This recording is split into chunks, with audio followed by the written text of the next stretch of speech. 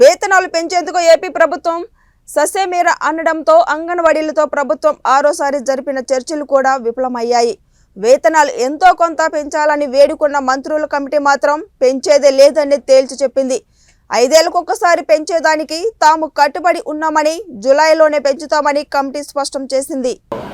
చర్చలు జరిగాయి. సిఎస్ గారి దగ్గర జరిగింది. గ్రూప్ ఆఫ్ మినిస్టర్స్ దీని నుంచి ఇది 3వసారి చర్చల్లో కూర్చున్నాం. అప్పటికి ఇప్పటికి కూడా ప్రభుత్వం వైపు నుంచి సమ్మె చేస్తున్నారని ఒక వ్యతిరేక ధోరణితో చూడడం కానీ అది లేకుండా సమస్యలను వీలైనంత వరకు పరిష్కారం ఎట్లా చేయాలనేది ఆలోచిస్తూ సానుకూలంగానే చర్చల వైపు అడుగులు వేశాం.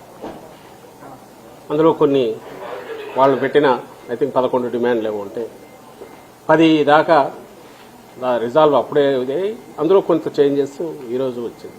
అల్టిమేట్గా మేము చూడాల్సుకునేది అంటే జగన్మోహన్ రెడ్డి గారి డైరెక్షన్, ముఖ్యమంత్రి గారు చెప్పినంత అలా సమస్యలు ఏవేవైతే ఇమ్మీడియట్ పరిష్కరించాల్సిన అవకాశం ఉందో లేదా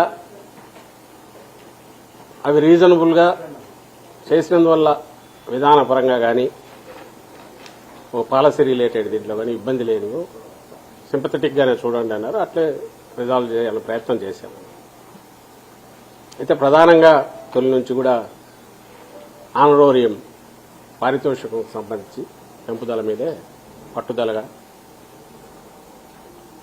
ఎవరైతే రిప్రజెంట్ చేస్తూ యూనియన్ నాయకులు వచ్చారో వివిధ యూనియన్ నాయకులు వాళ్ళు ఉంటూ వచ్చారు. ఇప్పటి వరకు జరిగిన చర్చల సారాంశం, ఆ తర్వాత ఈరోజు జరిగిన ఇది మీకు మీ ద్వారా ప్రజలకు, రాష్ట్రంలోని ప్రజలకు, అలాగే అంగన్వాడీ సిబ్బంది కూడా తెలియదలుచుకున్నాం. ఇప్పుడున్న పొజిషన్ కూడా ఎక్స్ప్లెయిన్ చేస్తాం.